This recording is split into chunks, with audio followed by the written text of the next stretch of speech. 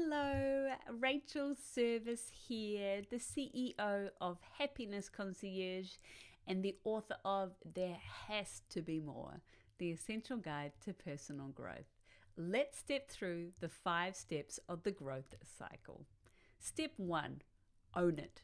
There's so much power in owning where you are right now, and certainly as I've worked with hundreds and indeed thousands of clients, we often find this is the first step because you know that kind of awkward feeling between there has to be more to life than this, is there more to life to this, should I just keep doing what I'm doing, am I stuck here, is this a real thing, am I expanding to a place that I'm not sure how to get back?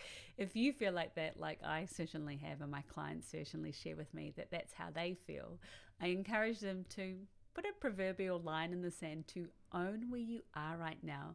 So then we can look at building more to your life. It's kind of, we kind of give our power away when we kind of go around in circles. Instead, when we own where we are right now, it takes the power away from the scenario and puts us in the proverbial driver's seat of our life. So in this section, I invite you to audit your life. Yes, audit your life. You're not judging your life, you're simply using a numerical system to rank elements in your life as a score out of 10. So in this section, I'll invite you to rank areas of your life such as your home life, your school life if that's applicable, your work life if that's applicable, your family or community life, your faith, and your mental and physical health as well.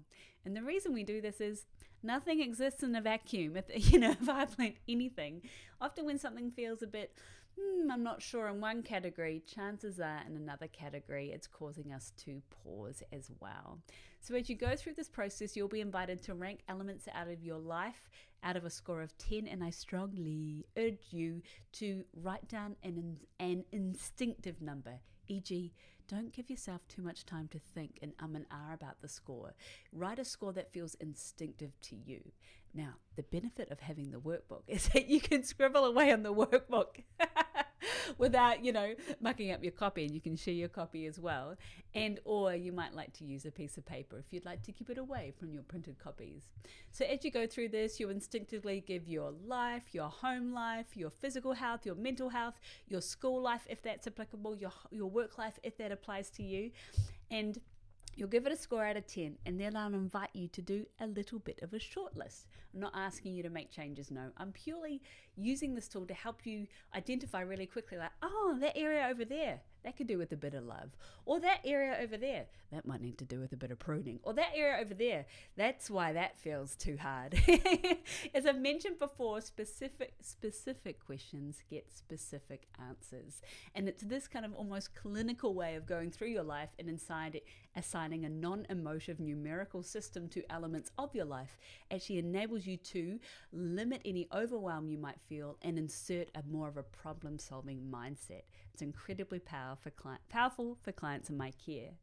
As a part of this, I'll also invite you to review what came into your life audit in terms of scores over 6 out of 10, 6, 7 out of 10. Who are the home runs, the home hitters? Because we don't really want to touch those. We don't want to really edit what's already working well. We're here to find more to life. And in some instances, that might mean a little less or a little more pruning, right? As a result, I'll invite you to look at what's scored under and around 6, 5, 4, 3, 2, 1. And I'll invite you to say, hey, look, we're not going to renovate every area of your life. There's not always a benefit to doing a huge change unless you're an all or nothing thinker, and I know that I am. And I've learned from that making small edits over a longer period of time lowers any, it just increases sustainability, put it that way, mental, financially, emotional. As a result, I invite you to focus on 3 categories to celebrate, and 3 that scored 7, 8, 9, 10, maybe 11, and 3 categories that you might be interested in looking at closely. At this stage of the growth cycle, I won't ask you to make any changes. I'll simply ask you to bring your awareness to an area of your life which might need a little more. Yeah. As a part of step 1, I'll then invite you to ask yourself, what am I willing to step away from? And it's in this exercise you're thinking, what am I stepping away from, as we've mentioned earlier, to make room to step towards. And again, we're kind of doing a bit of a cull here. I'm not asking you to make huge changes. I'm just asking you to mentally resign from things that no longer serve you and bring you joy. And then as a optional advanced reflection, I'll then invite you to look at your thought patterns. So pattern work is a really popular tool we do with more advanced clients when they're ready to look at, so why is it that when I believe this certain thing, I have a thought that looks like that, and then I do an activity, I take an action like that, and that's my result. So we ask you to look at, or invite you to, if you'd like to, look at your thought patterns, and that helps create a link between what your belief system is, what your behavior and how that mirrors that belief system is, and how that reinforces your current identity. I'll say that again, right? So we all have, the reason the step one own it step is so powerful, because it's about acknowledging your existing identity, because we can create identities around ourselves, which is why the concept of making change can feel a little bit tricky, because we're essentially evolving our identity. And the step one, the own it process, enables you to write down what's working well, what's working not so well, and then to put a line in the sand of what you're willing to walk away from in terms of a step away from and not focus on, to make room to focus on things you want to focus on. And then the role of thought patterns is to link how your identity has been formed by a belief that influences your behavior. So as an example, a belief that I am always working on is the idea that being busy means that I'm doing enough, right? What enough is, I'll never know. As a result, I work a lot. As a result, I do work a lot. As a result, I don't always communicate, I don't always remember to have lunch. And as a result, that reinforces an identity. And that's cool, like work's all good. It's just about being conscious of how your current reality or current belief system informs everything you have in your life. After that, take a breath out. We move on to find your way back. As Beyonce would say, finding your way back. And the intention of this exercise is to create the pathway between the last time you felt happy, the last time you felt excellent, the last time you felt you, and ask yourself one really simple question: what has changed since then? Because if nothing's changed, you wouldn't be reading or listening to or watching this book. You're here for a reason, right? So the question we want to ask is, what has changed? And that's a great question we ask with clients when we're in a conversation about happiness concierge, or whether I'm working with a client around supporting them through this growth process. You're here for a reason. Something must have changed, and it's okay if it's not clear what that is yet. The role of this process, of the step, find your way back, is simply to create clues back to you. And I love the Maori proverb, which is walking backwards into the future, right? And that's the idea that you're to move forward, you must first look back. So in step one, you've owned where you are right now, and then you're taking a step back to say, so what's changed? Where are the clues back to me?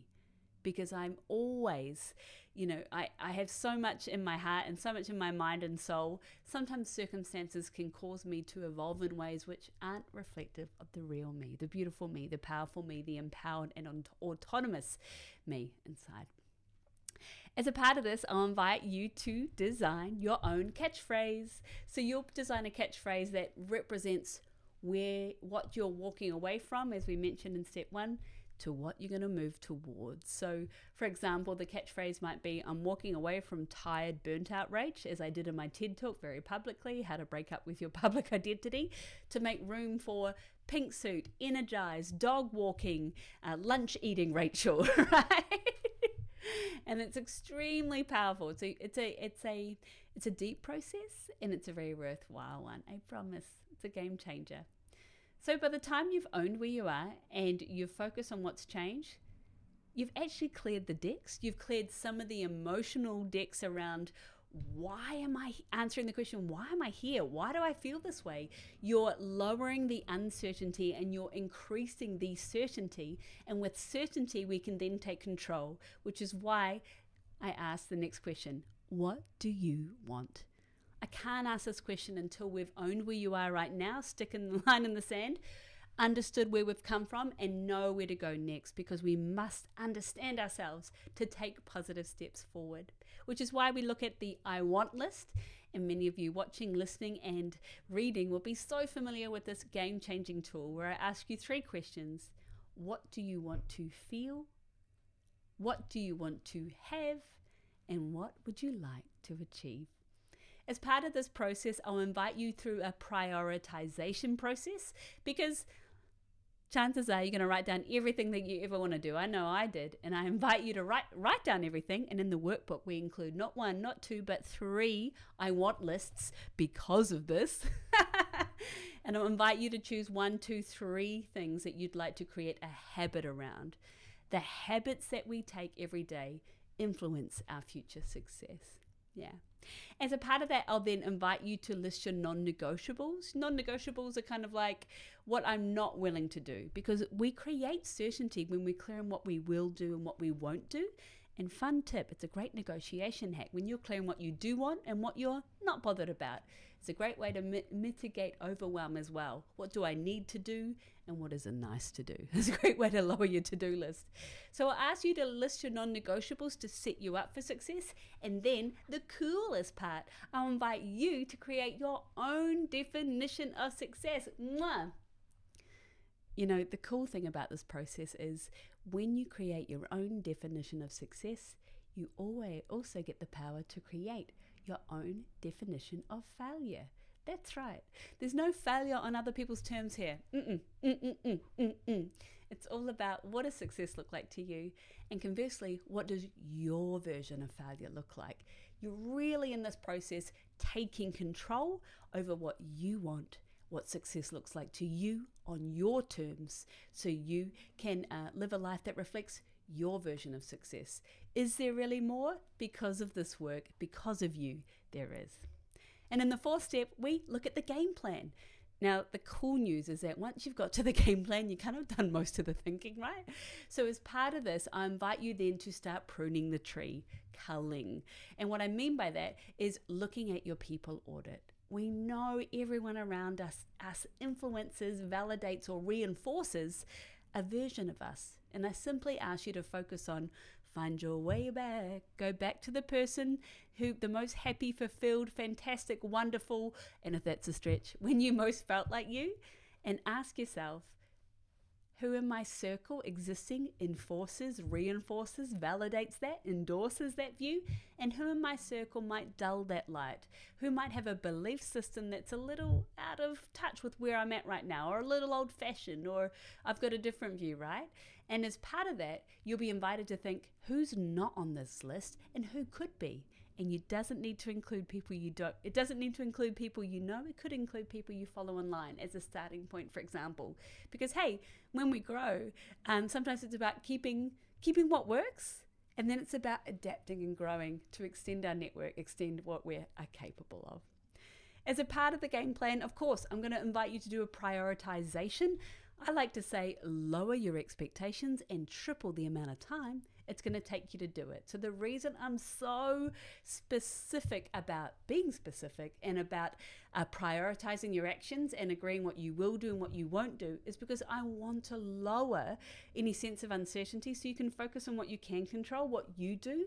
And by having a smaller list, you can focus on that. Because when we grow, we are in our learning zone, right? It's cognitively fatiguing and energizing and depleting, and there's a lot of feelings in there. So as you go through this process, I want to set you up for success with a smaller game plan that is rock solid. Finally, guess what happens when you commit to action in your learning zone? Chances are a whole nother boatload of fears are going to turn up on your doorstep, right? On your beach. That's the analogy.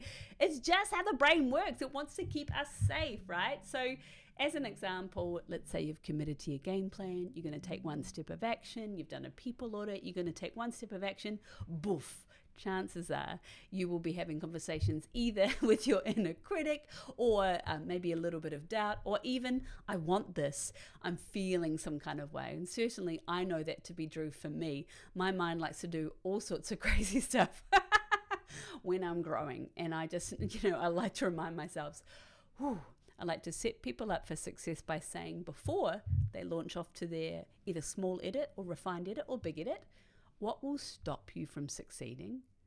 And as a result, how can we talk about that now and create what we call safe ways to fail? So when you go out into the world or your office or the email or wherever it might be, or the conversation, you've already done the rehearsal with what could go wrong, so you're confident of what could go right. Preparing to win is just as valuable as preparing to fail, as they say. And then as a part of your game plan, as if I would let you go without creating accountability. And here's what I've learned over the years. No one's accountability portfolio is the same. Some people are motivated by a deadline. Some people are motivated by social accountability, and studies have shown that when we get in groups of social accountability, we're so much more likely to perform. Some people like to do things by themselves. Other people love a public admission. There are so many ways to create accountability that energizes you, not depletes you. Again, we're looking for more, show up more, doing more in our life, or less in some instances. So as part of that, I'll invite you to reflect on what's my kind of flavor when it comes to accountability. And finally, as if I'd let you leave without encouraging you to take a first step. In all of our happiness concierge sessions, we always end with a game plan and ask one question: what's one positive action you can take as a result of today? And that can be small as I'm going to think about X, and it can be as big as I'm going to do Y. So as part of this, I invite you to do this really powerful thing, which is to make a personal agreement with yourself. Not for anyone else, not for the judgment, not for anyone else, not for your people audit, not for me, certainly not, with yourself.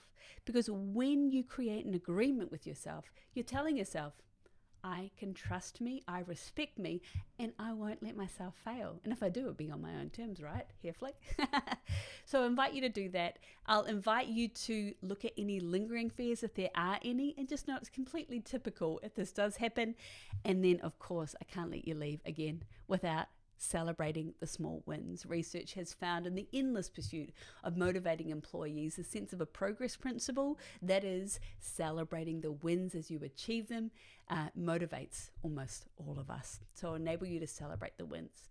So enjoy this process as you go through, and just know, while I encourage you to start owning it, if you've actually picked up this book or this workbook or this audio book or this video, and you've done a ton of these exercises already because you've had exposure to me or the book, or you find yourself in a different life stage, feel free to spin the cycle, as they say, and go into the step that's most pertinent to you.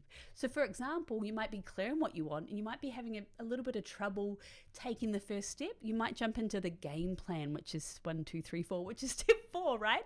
You might go into the game plan and go, right, let's do a people audit, let's create an action list, let's create the accountability, let's go. And then you might move on to make the first step. Conversely, you might have done some reflection, and you might have found through that reflection, I remember who I am, I'm ready to own it, and now I want to get clear on what I want. You might jump onto step 3 and go, what is it that I want? I might start there. If you have any blockers, you can always go back to step 2 and step 1. It's not a linear process, it's a cyclical process. And finally, if you're loving your growth and you're feeling good, you might start at stage 1, own it, which is to say, I'm feeling good, but I picked up this book for a reason. Is there really more? Let's get curious. And you might start from step 1 again. There's no wrong way to do it. Just know that once you've grown, as they say, beginner's mindset, get ready to grow again, because that's the beautiful cyclical nature of when you commit to yourself and you create your own version of success. There's no way to fail. There's only your version of success. Thanks for watching. Can't wait to step you through the growth exercises. If you have any questions along the way, email me and or my team of happiness concierges at hello@happinessconcierge.com. Have an amazing rest of the day, evening, week, month. See you soon.